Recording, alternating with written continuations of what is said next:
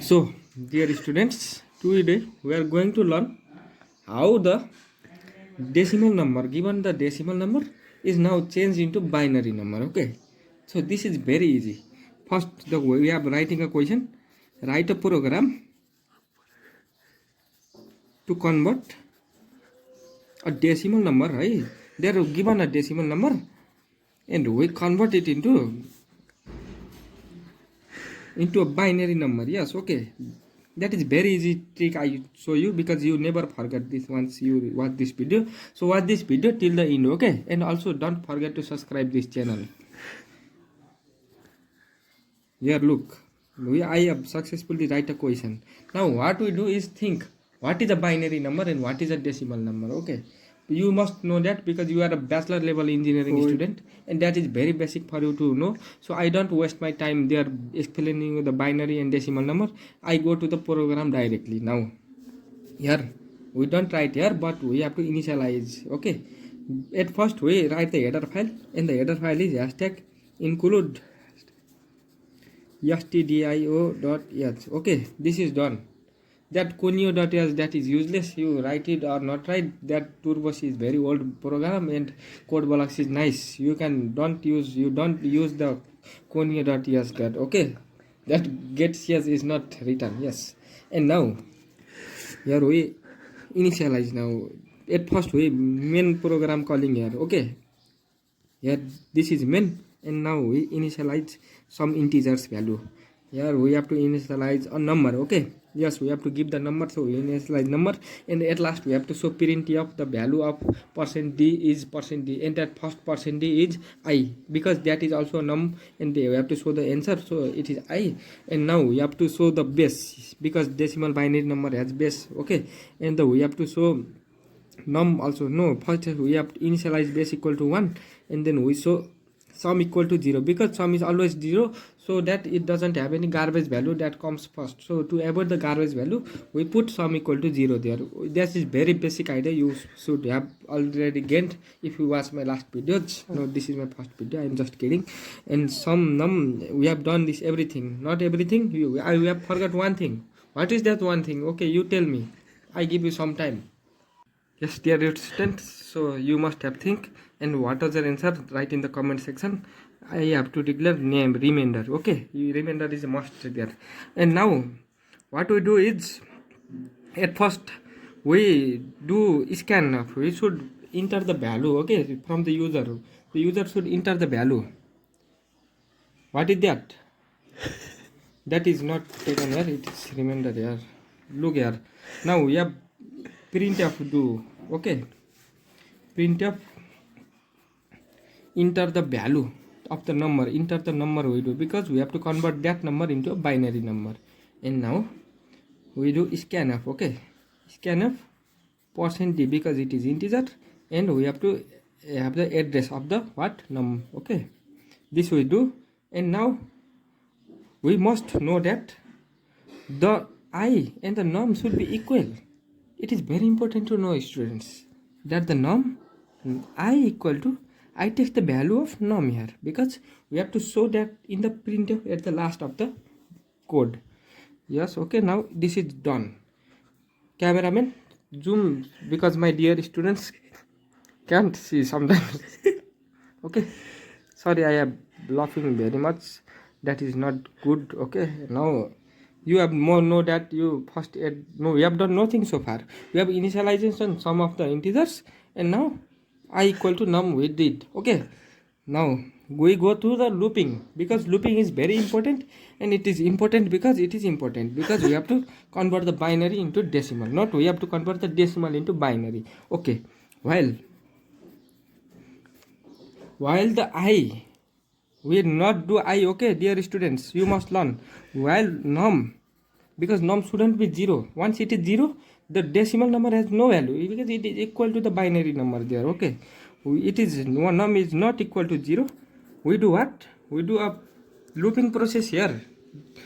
When doesn't it become, until it becomes 0, we have to run the loop, and then what to do is, so dear students, so far we have done nothing. We have just initialization the loop. Okay, now we do what? Remainder. there look we have a remainder value here, and that remainder equal to we have number here. Okay, the number comes inside here, and the number percentage 2, because why percent 2, because we are converting it into a binary number. Okay, dear students, very important, we are converting a program that a decimal number is being converted into binary number. Yes, that's very important for examination point of view, and it is 5 marks question.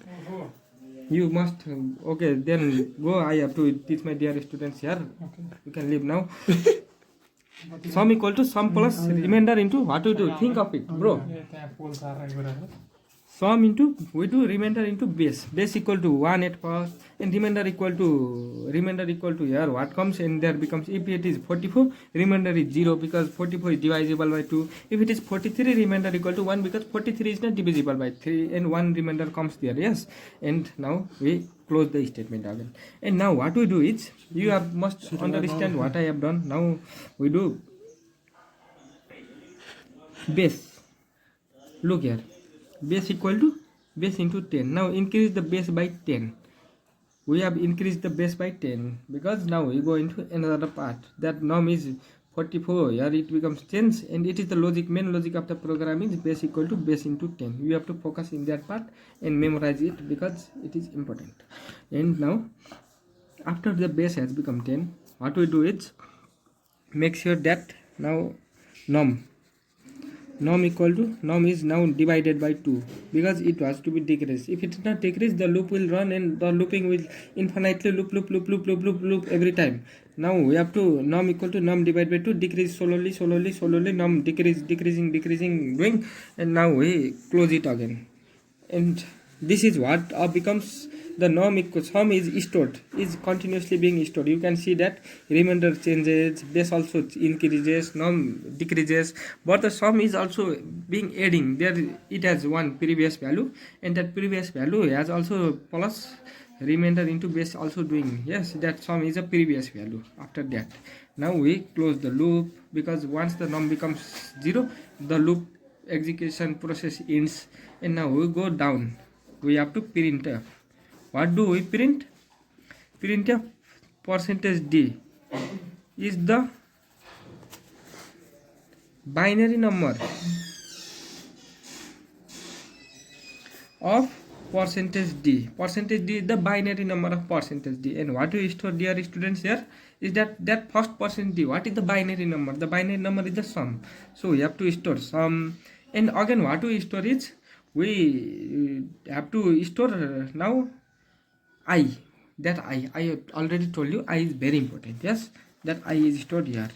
And now the printing process also ends, and now we have to integer there, so we return 0. Yes, and now we in the program. Now what will be the output of the program? I will show you one example. Okay, output of the program is not so long. I will just use a small number. Okay, because it will ask an enter a number. It will say like we have entered 10. Yes, now scanf the 10 is done. I stored I as the value 10 there, and now when the 10 is not I, 0 not, you know that. Yes, remainder equal to 10 %2. That is become remainder is 0 now. Yes, remainder is 0 at first, and now sum equal to sum is 0 and remainder is 0, base is 1. So sum equal to 0 at first. Yes, sum equal to 0, base becomes now what? Base becomes 10. It becomes num becomes what? 5 becomes. Yes, so far we have done that. Now num becomes 10 divided by 2 is 5. It goes upward. Yes, 5 is not equal to 0, you know, and the remainder is becomes what? Now the remainder becomes that sum is stored every time. Yes, it is now 0. Okay, now the remainder becomes what? Now the remainder becomes now 1 becomes. Yes, 5 %2 is 1, and 1 into 1 is 1. Now not 1, that is 10. Yes, now you have to recall the base has become 10. 1 into 10 is 10, and the sum is what? That sum is what? Initially 0. Yes, you know, sum equal to 0 it was. Now the sum has become sum equal to 10. Yes, it has become now 10 because it is 0 and that is 10 and that is 1. 10 into 1 is 10, so sum equal to 10. Yes, so we have stored sum equal to 10 so far, and that base becomes now 100. Yes, base becomes 100, and the num becomes what? Num becomes 5 divided by 2, yes, that is 2, yes, because 2.5, that is 0.5 is neglected, and now we have to remainder equal to 2, percentage 2, that is 0, and that sum is already 10, yes, that base has no effect because it will be 100, base will be 100 now, it will be no effect, and the sum equal to, now 10 already, it is 10, so it is now again 10, 1 0 plus, now it was old 10, now new also 10, it is 10 up to now, yes, and now again what we do is remainder is num base equal to now becomes 1000, and the sum equal to 1 it becomes, yes, and now we have to do is remainder equal to num percentage 2, 1 percentage 2, which 1 becomes, yes, okay, and sum equal to 10 plus what will become, now that is 1000, and the remainder is 1 into 1000 equal to what become 1010, yes, 1010 it becomes, now the sum is stored 1010, and base is now becoming 10,000, base is becoming 10,000, and the num is becoming 1 percentage 2, 1 divided by 2 is 0.5, so now num becomes 0. Now 0 is not equal to 0, that is not possible, and we have num sum stored as 1010, so that loop is goes out, and now printf is percent %d is the binary number of percent %d, that means at first sum, so 1010 is the binary number of what we have at the initial value I equal to num, yes, that is 10, 1010 is the binary number of 10, and we have written 0 and the program ends, so that is the output. 1010 is the binary number of 10. Yes, dear students, thanks for watching the video. Please do like, share and subscribe. Yes.